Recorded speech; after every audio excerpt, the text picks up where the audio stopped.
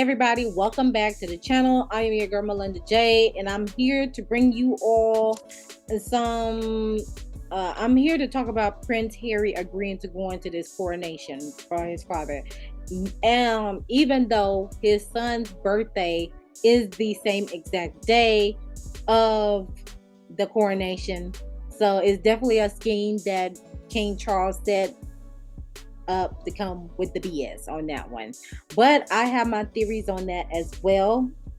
So that'll be on my spiritual channel on that aspect. But let's go ahead and get into it. This is coming from NBC News. And it reads, Prince Harry is to attend Prince Charles' coronation while wife Meghan remains in California with the children. Okay, the announcement marked another chapter in the couple's arm-length relationship with the Buckingham Palace. Okay, so it reads, Prince Harry will attend his father's coronation next month, while his wife Meghan, the Duchess of Sussex, plans to remain in California while the couple's two children, officials say Wednesday.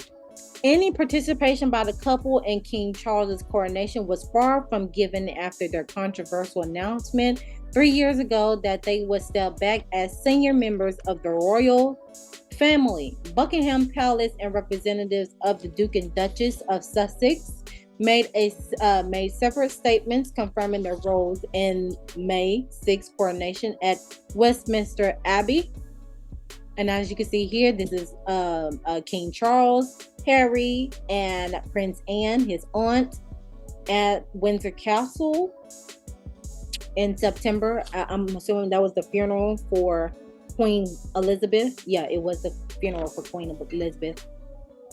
Also, Buckingham Palace is pleased to confirm that the Duke of Sussex will attend the coronation service at Westminster Abbey on the 6th of May. The Buckingham Palace said in a statement the Duchess of Sussex will remain in California with Prince Archie and Princess Lilibet. A spokesperson for the Duke and Duchess of Sussex issued a nearly identical statement. The Duke of Sussex will attend the coronation service at Westminster Abbey on May 6th. The couple's representative said the Duchess of Sussex will remain in California with Prince Archie and Prince Lilibet.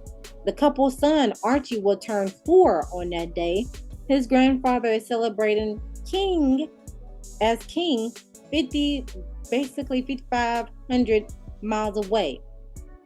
Harry and his wife made their home in Santa Barbara County, California, a world away from Buckingham Palace fishbowl. Lingering animosity between the sides was on full display recently on the Netflix series Harry and Meghan. And I do have to thank everyone who was watching my review on that documentary, because it just gives you as a person can't tell your story. Well, another person can't tell your story without you being in it. So why not hear from the horse's mouth on their recounts and their experience being in the royal family, growing up in the royal family, and marrying into the royal family. All right, especially if you are a person in color. All right.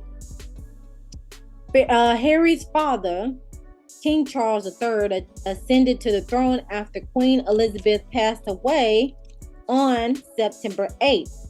There have been many controversies in the past concerning guest lists at royal occasions, said University of Toronto history instructor Carolyn Harris, as royal historians who off the top their head tickle of a number of sticky family quarrels that have complicated high-profile palace events.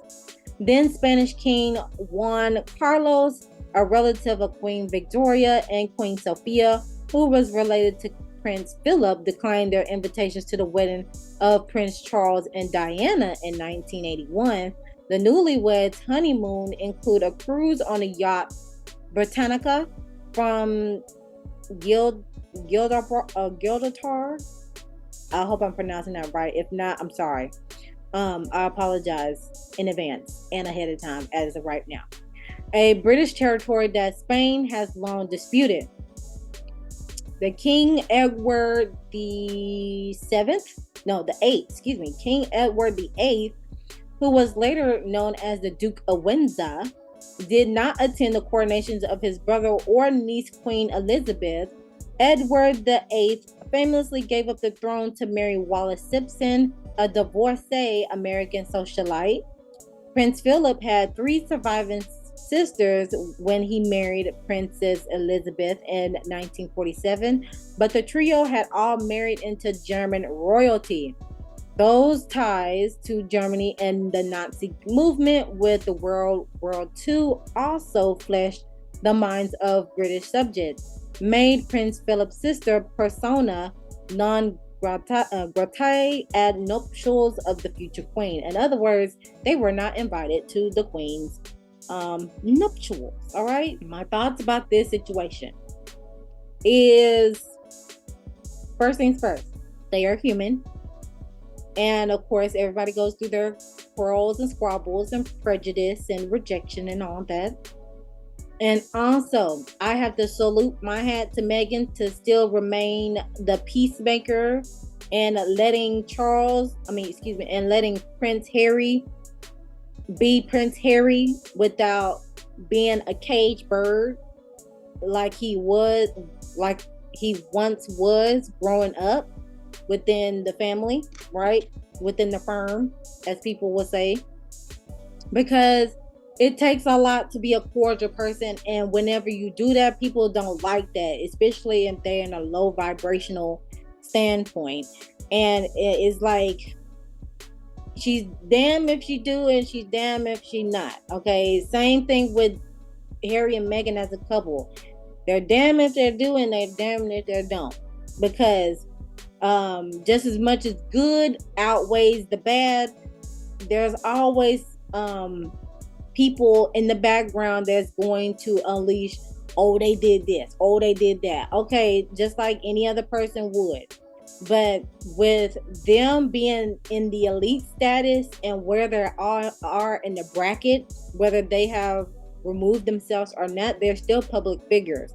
And of course, sometimes we do need to take a page out of our books, out of their books, just as much as they need to take a page out of our regular smuggler book as well, as regular folk, as regular abiding citizens. Okay. In this case, what we can learn from Prince Harry and Meghan's situation is that even though you have removed yourself and you put yourself first from people who have been draining your energy for the longest, to where you have an outlet to step out of the societal norms, or you just have a inkling of wanting to put yourself first, your sanity, your mind, body, and soul in it. If you have the opportunity to do that and you go for it, people have a problem with that, because when you do that, people are not going to be able to latch onto you and get whatever they need out of you for you to be all drained out, and their cup is filled but yours is empty. So in order for you to, again, practice the law of giving and receiving with people in general, you have to make sure your cup is filled so you could be able to not only be receptive if a person is giving you something, but also be willing to give the person what they need to receive in return. I mean, it's an equal give in exchange. There's no one-way street in this in all this, and that goes in relationships as well. I don't care how y'all put it. There's a hierarchy here and there's a hierarchy there, and they're competing with each other, and why this and why that. No, stop it. When you are in a relationship with somebody, and I'm gonna keep saying this in every video that is dealing with a relationship, when you are dealing with somebody, just as much as you have to remain as an individual within the relationship, you also got to take into account that y'all are operating as a unit. Okay, y'all are on one accord. Y'all are able to pour in each other's cups and let it be fruitful and multiply.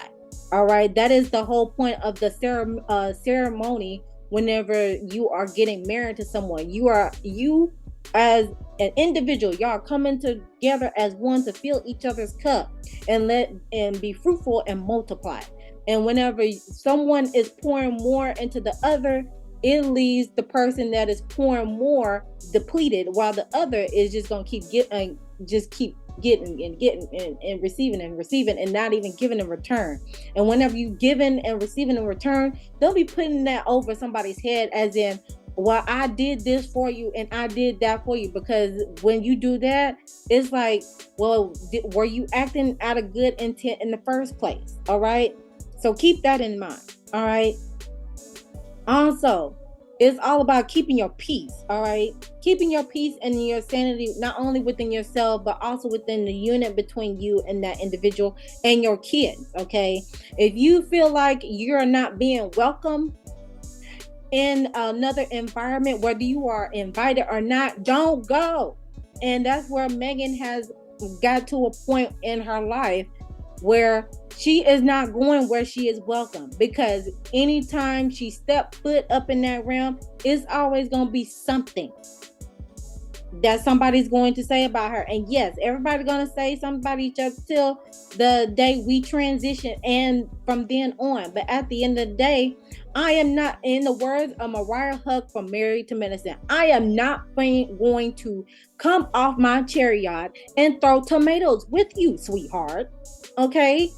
Because at the end of the day, it's my peace and my sanity, for not only for myself, but also for my kids and my family, and our union with each other, our covenant with each other, that matters. Okay, so you can plan your events accordingly to try to break the union apart with Prince Harry and Meghan. But at the end of the day, as long as they don't want to quarrel with each other, y'all can't mess that up. Okay, same thing with you, Charles. You are repeating you are repeating history just as much as Harry is doing, but he's doing it in a whole different way, to where he is interrupting that pattern. With you, Prince Charles, excuse me, you're not even a prince, you're king. I'm gonna address you where accordingly. With you, Charles, you are able to get away with what you are doing because, of course, you're gonna become king. You're gonna become ruler of a nation in the Commonwealth.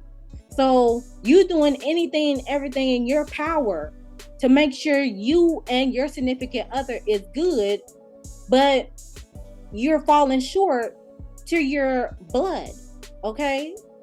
Your own flesh and blood, i.e. your sons, specifically Harry. Yes, he put out a book because that is his form of healing.